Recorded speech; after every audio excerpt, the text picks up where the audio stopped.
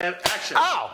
Hey, it's Kevin and Fred. Do you have a referral for us here in Phoenix? There are 30,000 agents here that you could send them to. Why us? Well, for one thing, we'll keep you updated and you'll never have to track down your commission. We'll also make you look really good to your client. And best of all, it helps us keep all this content free. So go to kevinandfred.com/referral to make the introduction. We'll take great care of them. All right, we are back on the Kevin and Fred show, and this week I am joined again for a second time by my good friend Justin Nelson. Justin, how's it going, buddy? It's going good, man. It's a scorcher out here in Nashville, but outside of that, I cannot complain. You're in Nashville right now. I don't even remember where you were the last time we talked. I would have been in Denver. Was that Denver? You travel a lot. 4 moves ago. 4 moves ago. 4 moves ago, probably was. So how hot is it there today? Oh, it's probably like 92. So, I mean, way, way hotter than your 120, I know. Yeah. Come out to Phoenix, buddy. I don't feel for you. Anyways, hey man, I'm glad you're back. Like I mentioned, this is your second appearance on the podcast, and I'm excited to have you back because, last time you were here, we got a lot of good feedback on all of the tips and things you shared on how to use Facebook organic for growing your business as a real estate agent. A lot of things that you did when you first got licensed and got into the business and helping your dad. And so that was cool. But I want to talk today more on the VA or virtual assistant side of things, because you and I have talked so much about that over the last few months to a year, run a couple webinars together and gotten a lot more good feedback on that. So thought it'd be cool to have you come back on the show, talk a little bit about what you're doing in the VA world, maybe how you got there, and we'll just kind of take it from there. Yeah, no, I mean, I think last time we were on here with me talking Facebook stuff, I was still in the midst of my crazy run around the world. I mean, yeah, you were. That's right. Yeah. Yeah, I was traveling around the nation still, teaching class to class. And, while I've used virtual assistants for as long as I can remember in different forms and fashions, whether it was Upwork, Fiverr, getting some Craigslist VAs off of Craigslist and getting scammed, the whole 9 yards. Like, I've been involved in the VA world for a while. But as I traveled the nation, one of the number one requests I got from people was, Justin, we love your Facebook teaching. We love everything you're teaching. But is there a way for us to not actually do it? Like, can we do it, but not do it at the same time? And so, because when I would teach in class, they're like, Justin, do you do that? And I'm like, no, my VA does that.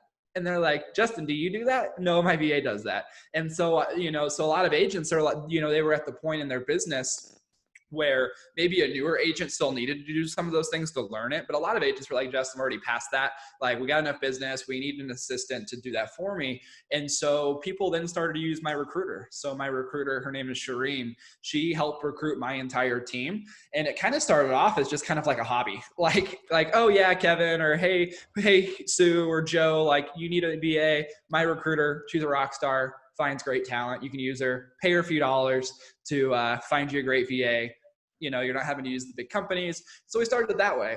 Then it obviously got to the point where we were like, oh, damn, 2 a month, 3 a month, 5 a month, 10 a month. And it was just like, whoa, like I started to get my attention was being drawn because, we needed to make sure that when my recruiter was helping people that they were getting a good quality service. So eventually it kind of got to the breaking point of like, there are so many people needing a virtual assistant in the model that we had that I was like, well, I either have to keep doing this or doing that. And it just happened to be that kind of the tipping top of like the decision point happened to be like 3 or 4 months prior to COVID. And so I had just jumped in, and luckily enough, like God timing, whatever you believe in timing, COVID hit and we were in the kind of the peak of our business for the VA side. And I wasn't traveling anymore. I didn't have any more classes. No, no one wanted an in-person class.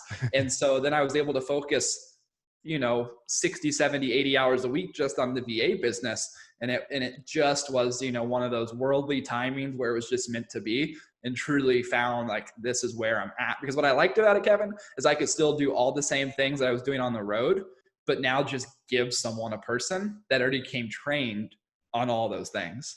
I love it. You got to love us realtors, right? Or like, hey, teach me how to do something. Oh, by the way, can you make it so I don't actually have to do it too? Yeah. That's such a typical realtor response. I love it though, but because you noticed it, like you noticed what the demands were or what the requests were that you were getting, and then eventually you realize like, hey, I could actually fill that need.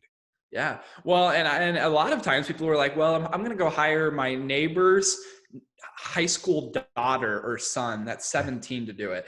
And which is like good because like that's where I got started in the real estate business as well, but they weren't willing to teach that person. And the reason why they were going after talent like that is they wanted to pay pennies on the dollar compared to, a full-time actual assistant. And so, these people were already paying money for leverage in some sort of fashion, many times failing. So, it was just a market that was already there and was underserved. Awesome. That's yeah, it really was there. I like that you point that out. What was your tip? Like, was there a moment when you realized like, hey, there really is a lot of demand here. I'm gonna start focusing on this and kind of throwing my time into it. You mentioned it was a couple months before COVID Yeah. hit. So like what was there like a moment in time? I think the moment of time had nothing to do with demand. The first few placements we ever had, funny enough, and I don't know if it's funny, but they were with people that were struggling in their parts of their life, right? So obviously, Okay, real estate industry is a demanding job, for right? As sure. a parent, as a spouse, as all the above. And the 2 or 3 people that some of our first clients we were to ever help had massive marriage problems. They had massive financial problems. They had massive problems with disconnect with their kids. And so when we were able to place a VA into their world, their feedback in their first few months with us was, Justin, this is like, I don't really care what it's doing for me financially, but it's giving me more time back with my kids. It's giving me date nights with my wife, my husband, right? And it's giving me more time back. And so I think that's really when I found their businesses were starting to become an actual business. And they were actually able to do the things now because they had more time back that they had gotten into business to do, right? More flexible schedules, vacation time with their family and kids. That's really for me where the tipping point came of like, wow, this is also a passion thing. And then, when demand started to just ramp up after those stories started to get out, that's kind of when it was like, all right, cool. This is what I'm meant to do. When you mentioned something a few minutes ago, you said placement after the first couple of placements. So Mhm. let's talk about that for a second before we go on, because the way you operate and the name of your company is Sphere Rocket VA, right? Sphere Yep. Rocket VA. The way you guys place, do placements, if you will, or have people hire virtual assistants is a little bit different than like the traditional model. Traditional VA companies, I actually hire the company, right? And then they source the VA and they give them to me, and then it's like it's up to me. Hopefully they're trained and they've got a manager that they report to that's not me, and Yep. hopefully they can do the job that their manager told me that they could do, right? And but Yep. you guys approach it a little bit differently. Yeah, absolutely. And so one thing I always preface or preface this question with is number one, I'm really good friends with a lot of the people in this industry that run those companies, right? So they're like, those companies are great and there's nothing wrong with that model. But just like in real estate, there's a different model for everybody. And Yep. so what's really funny about this, Kevin, is when you look back to some of these people that run big virtual assistant companies in all spaces, most of them actually started in a place just like our company did, but they actually grew out of the model. So when you listen to a lot of the people of these companies, they actually started in our model. And so our model is Interesting. we serve as the connection point. We serve as, hey, Justin, I need this in my business. Go get me a VA that can do this. Okay. But by the way, Justin, I don't want to pay you forever, right? Because the way most VA companies are set up is when they go and get you a VA, they're going to make you sign a 12-month contract, a 6-month contract. You have to employ that person for that long. If you decide to stop employing them, you still owe a fee, right? After year 1 or after 6 months, they have the ability to raise the prices on you. And so if you want to keep your own assistant, you kind of are at the mercy of that company, and as they make decisions. And so our company is based around being able to go and find that VA and actually place them with our client. And when they're placed with that client, we then are able to kind of step out over the course of a few years and not have to take up charges and not have to charge them long term some massive upcharge. Okay. And so I think so what you're saying is instead of me paying you every single month a certain amount, right? Like maybe a Mm-hmm. certain per dollar or Yep. dollar per hour type of fee, I'm going to Mm-hmm. just pay you an upfront fee, and then I pay the actual virtual assistant directly, right? Every Yeah. month. Yep, absolutely. And, a lot of times what people, some people will be like, okay, cool, Justin, why do you do this model differently than other people? And, the biggest example that I can give, Kevin, is whenever you go and show a buyer a home, right? You go show a buyer a home, you find them what they want, they love it, you get paid a commission, right? Yep, absolutely. You get paid a healthy commission, especially in your Arizona market. Now I see your prices are going through the roof. So Yep. like you get paid a healthy commission for what you deserve. Now you don't then, Kevin, go, oh, and by the way, I found you what you wanted. I helped you get it, right? You probably helped the buyer through training. You coached Absolutely. them. You Yeah. helped them avoid hurdles. You did legal paperwork. You did the whole 9 yards. But you then go, oh, sweet Sarah and Joey, this is your first time home buyer. I'm going to now charge you $500 a month for as long as you live here. Forever. Oh, and after year 1, we might charge you $700 a month for living here.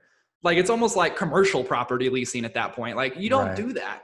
And so I said, well, why does the average VA company do that? Well, number one, they do it because they want to acquire a customer and never lose that customer on a monthly reoccurring income, Sure. which honestly is not a bad idea when it comes to business finances. And the reason they do that is because then they don't have to acquire new customers all the time. But for me, I said, well, guess what? Especially being around some big names in the industry like you guys and Andrew Franklin. And I said, I kind of use some real life example. I said, Andrew Franklin sells 1,500 homes a year and none of those have reoccurring income attached to it. Right. So why do we need to have a company that has reoccurring income? Because what I found is when you had those 12-month contracts with massive upcharges, it prevented a lot of people from ever even exploring the world of VA. It was like this friction point, and that's what I call it. How can I remove the friction points to affect more lives and give more people the opportunities that they may have never even have given a chance at? Got it. Okay. So that totally explains that to me. And I like it. I like the way you think there. But then I would say you went a step further because so when I'm a new client, right, I sign up at Sphere Rocket VA and we go through the whole process and you place me or you place a VA, right? That ultimately I get to decide whether or not I hire that person, right? Yeah, absolutely. So we take you through the entire recruitment process. We're going to bring you 3 to 5 candidates that have already gone through several screenings with my team. So, I have 5 team members that sit around all day and they'll probably process this month alone 400 interviews alone. Whoa. Just on those 5 people. And that includes first interview, second interview, third interview. So really a big part of what people are paying us to do is to be able to sift through a lot of people. Because Ben Kinney used to say something. He used to say to hire the Navy SEALs, you got to hire the Navy. Yep. And so I believe to find the right people that I have to sift through a lot of people. And the more people I can get through the door and interview, the more. So we bring you those 3 to 5 candidates. And if for some reason you're like, Justin, none of those 3 to 5 candidates make my jaw drop, we go and do it again. All right, we're going to do that process again until we find you someone that makes your jaw drop. We don't just go, hey, here's somebody, you have to like them. Okay. That makes sense. So but then you took it a step further. So like, I like your process for hiring. It's cool. It makes a lot of sense. But then you took it a step further, which is something I really like is you don't just like say, hey, great. We matched you. You have a great virtual assistant now. There you go. Like people actually get, tell me what they get is, I'm going to call it a coaching program. Maybe it's more of a mastermind, but kind of an onboarding or mastermind coaching program now that I've got a VA and basically how to effectively work with this person, right? Yeah. So 90% of the reason why people hiring assistants usually fail is not because of the assistant, it's because of the employer. It's the person that's in charge. And so a lot of times these big companies, what they'll do is they'll leave out, like they might give you the best VA, Kevin, but even if you get the best VA ever that has all the skill sets, if you don't know how to manage them, if you don't know how to properly organize, the best VA will still flounder, right? Like even in my early days of VAs, you could give me the best VA in the world and I would flounder because I didn't know how to manage them properly. And so one thing that we do is when someone gets a VA through us, they get 4 weeks of one-on-one coaching with myself.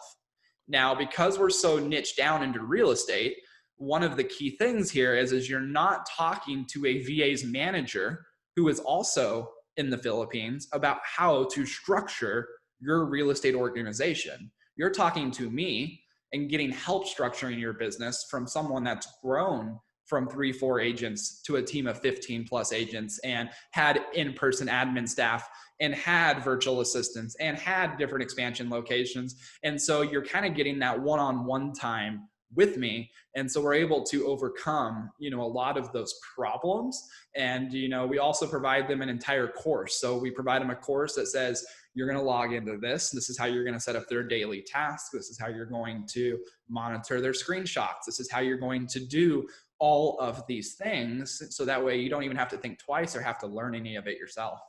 That's awesome. I love that. So I'm going to have someone come along with me and like basically help me figure out how to just be a good manager, if you will, or a good leader for my virtual assistant, not only for like, so they get a lot out of it. So like, number one, it's more rewarding for the virtual assistant, but it's more rewarding for the business owner too.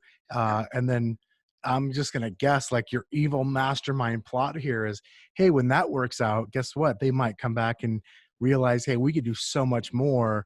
Maybe we should get another virtual assistant now that can help this other department. And because it's not overwhelming to them, they know how to teach and train and kind of manage that relationship, that they feel more confident and empowered to do so. Yeah, absolutely. And honestly, when I'm able to give that one-on-one time to people, we build a better referral network. I build a better trust with them, and I build a better ability to be able to dive into their business. And probably the biggest thing, Kevin, that I think is the biggest industry lie in the VA world is we tell people that every placement's going to be perfect. Like, you're never going to have any bumps. Like, that's what the industry says. Like, if someone on a VA company tells you they're going to get it right the first time, that person is in the wrong industry, because they should be a billionaire hiring for CEO companies, not for VAs. And so, but it doesn't exist. Like, I've seen CEO searches for big companies go 3-4 years. They hire someone and then they oust them a month later. It's like, they couldn't even get it right with billions of dollars. And so, one of the things that really helps is when I'm doing one-on-one coaching with people, I'm able to figure out if there's ever a chance that someone needs a replacement, because our company embraces replacements. I actually kind of cheer when we need to replace someone. Like, it's not a bad thing at our company. It's not a negative. Like, we understand that if our company is growing, you're going to have some people that don't mesh with their VA. So we kind of are like, we embrace that. And when we embrace that, what's nice is because I'm the one coaching them, I can then have honest conversations and go, you know what? It's actually not the VA's problem. You actually aren't managing them well, right? But if I was removed and not coaching, it would be a he said, she said. I wouldn't know, right? Right. But when I'm involved in it, I'm able to mend it. And if we need replacements, if we ever give them a new VA, I can find the right personality fits. And now they're meshing and they're thriving, rather than the normal company that goes, oh, Bob, who signed a 12-month contract, isn't happy. No rush, because Bob's still under this awesome legal document that says he's going to pay us 11 more months no matter what. So we'll get him someone new, put him in the queue. Even if he complains, have him call our attorney. Like, doesn't matter. But for me, because the only way we make more money is to give you such a great experience and have you thriving with your VA, that you refer me, right? Yeah. And that's the only way. So I have extreme vested interest in you succeeding. Well, and too, what I like about that too is then you take it a step further, because, and this is one of the things I appreciate the most, is you're the first guy to kind of share when you figure something out, like something that makes your life easier or makes your business run better. Like, you're willing to share it with people. And so, as you're talking to all these different business owners, these agents from really all around the country, from all different places in our country and all different types of markets, you guys you're learning, and then you're sharing best practices with everybody in your group, which is, to me, something that's really cool, because it's one thing, like, so I hire you, we place a VA, you teach me how to work with them, and that's going great. And, we're able to, I feel like I got the value, right? I feel good about it. But then you go, you know what, we could also, why don't we have your VA do this thing for your business too? And now, without me even having to add another person, you've helped me add to my business. And I've seen you do that time and time again by kind of crowdsourcing the information and best practices from your group, which I think then just gives to everybody and makes it even stronger. Yeah, well, I mean, I just like yesterday, like what we do too is every Monday and Thursday at 2 p.m. Central, we have a live mastermind call. So anybody that's ever gotten a VA through us, all of the employers, should we call them, get together on a call. and we mastermind, right? So like yesterday, Deanna Dopsloff, she's someone out of New Mexico that got a VA through us after one of our webinars. And she sat there for 45 minutes and opened up her entire team's playbook on everything. Wow. I mean, she taught me things, which was really, really cool because I was like, I would never have thought about that. But now you had 11 other people that had joined our program this month, and they're looking at just laundry list of cool things that they can have their VA do that I didn't even teach them. And so, on Monday and Thursdays we do that, and those calls aren't with my assistant or those, like, I'm actually on those calls. So no matter what you need help with, I've probably seen it.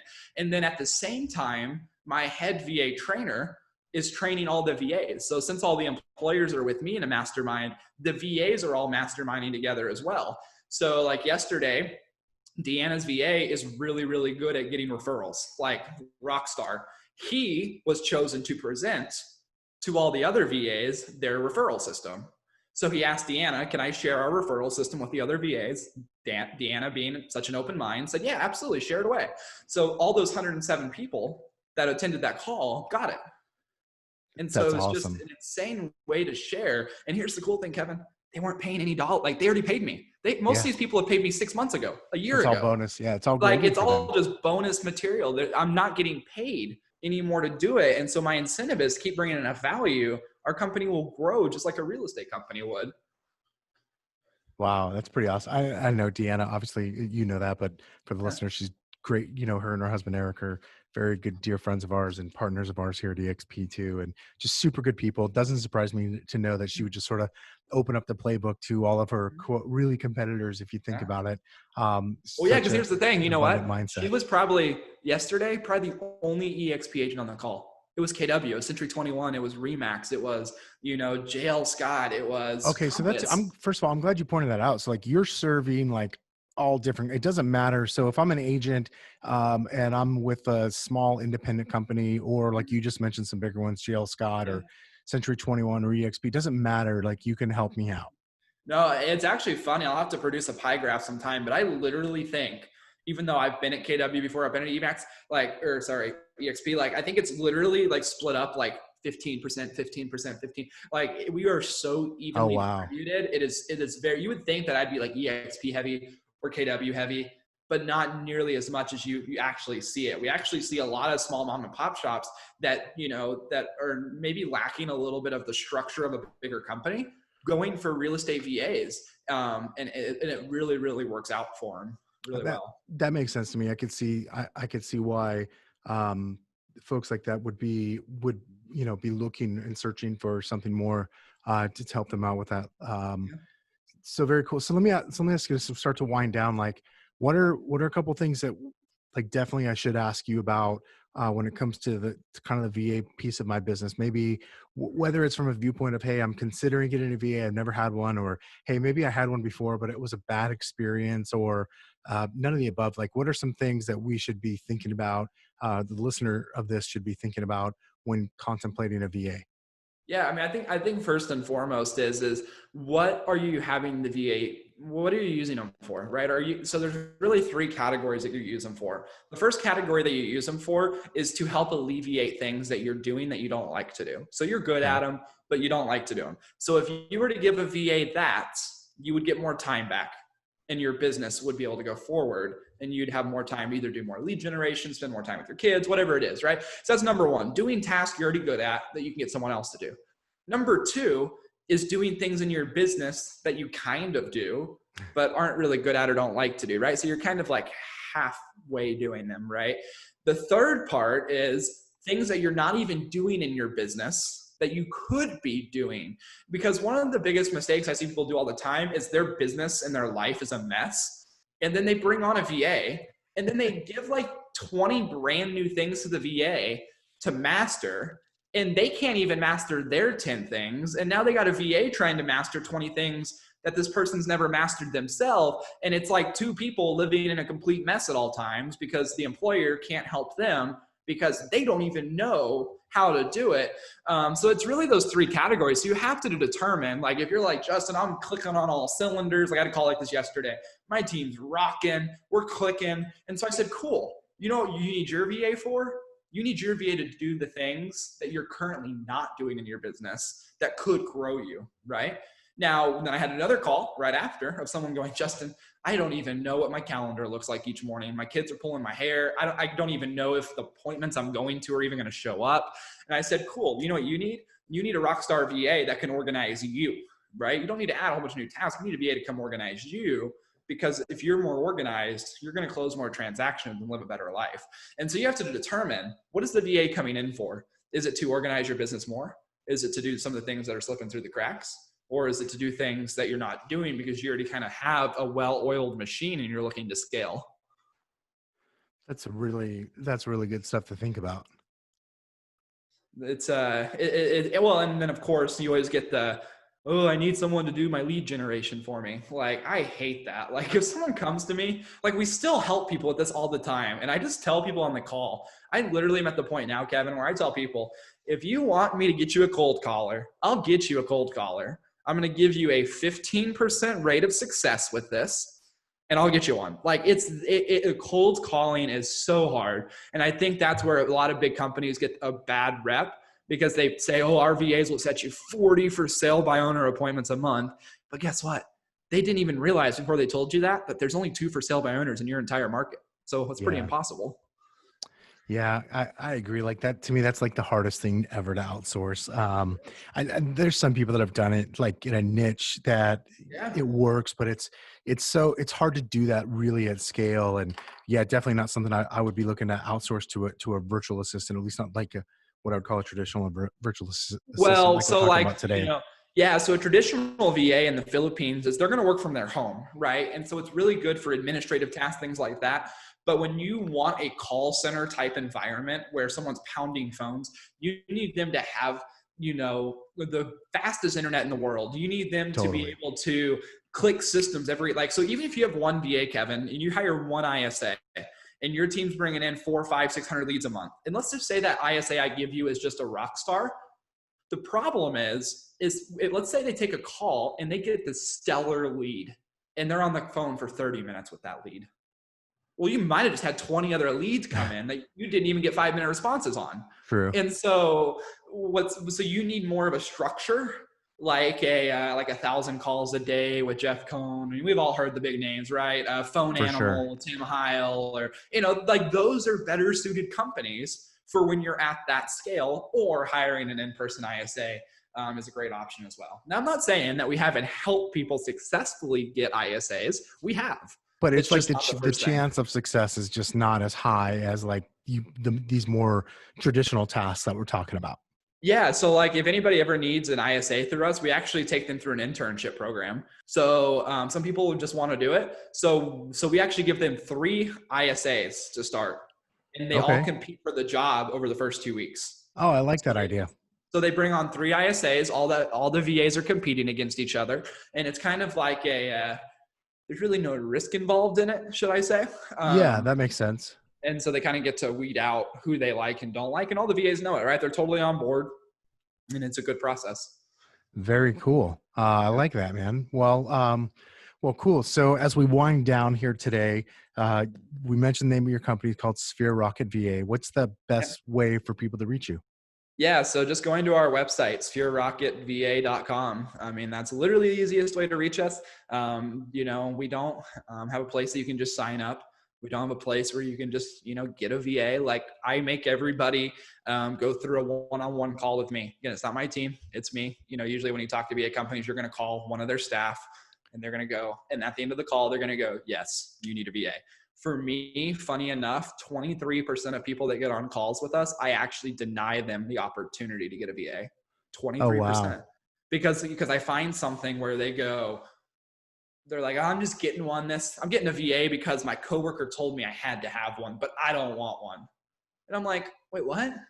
I don't want to give you a VA, because the VA is not going to work for you very long, because it's like you're being dragged it's like the husband who's getting dragged to the shoe section. Like why am I going to get you a VA? Because every time I get on a coaching call with you, you're not going to be happy. Every time your VA makes a little mistake, you're not going to be happy.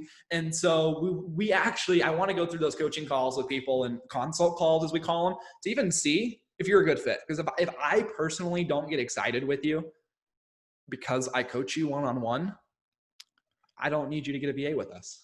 Yeah, that's it. That's good policy, man. All right, guys, sphererocketva.com, sphererocketva.com. I've got a couple webinars that we did together where you really dove into these topics, gave some really good advice and actionable items. I'll link to those in the show notes. And anybody who wants more information, wants to talk to Justin about it, reach out to them, sphererocketva.com, and learn more. Justin, thanks for being on the show again today, man.